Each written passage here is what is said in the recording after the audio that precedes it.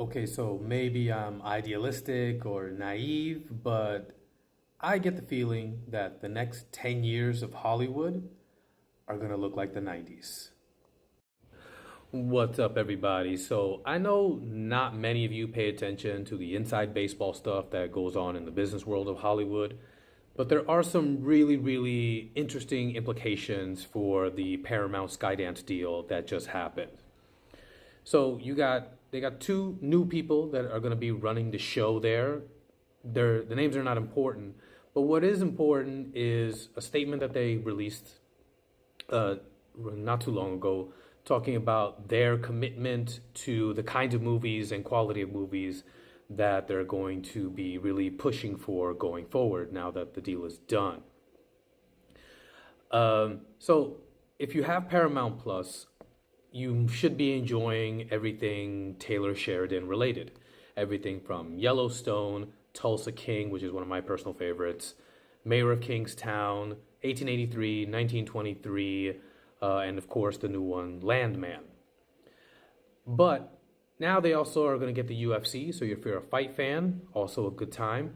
But as far as specifically movies are concerned, I like what they got going on coming up just in for the rest of 2025. So they have four main movies that are going to be released. We have Roofman with Channing Tatum, which is apparently this comedy where he is a former soldier and professional thief, and he escapes from prison and gets trapped inside a Toys R Us. Sounds ridiculous because I haven't heard anything about Toys R Us in like a million years. I thought they went bankrupt, but okay, it's part of the story.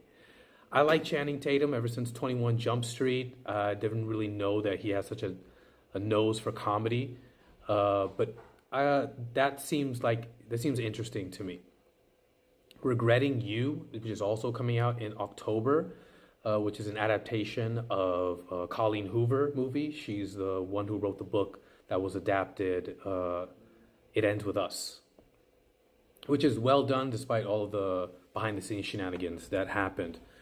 Um, and I haven't read too many of her things. I have a lot of students who are really, really into her books. I like the kinds of stories that she tells because there needs to be nuance in it. I know some people have a lot of issues with the things that she talks about, whether it's domestic violence, sexual abuse, and just familial trauma.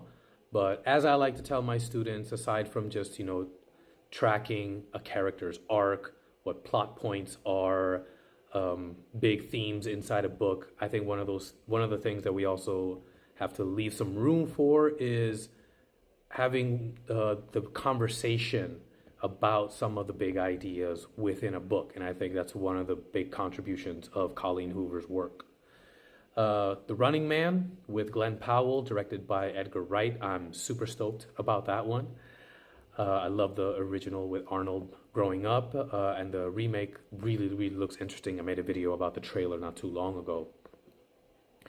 A SpongeBob movie called The Search for SquarePants. I'm not a huge SpongeBob SquarePants kind of guy, but I do have a level of appreciation for the joy and enthusiasm that kids have for those movies and the TV show.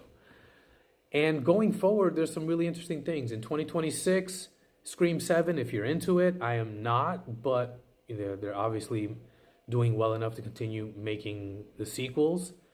Apparently, there's a Trey Parker, Matt Stone, Kendrick Lamar collaboration. It's an untitled movie, but if the South Park guys are involved, I'm in.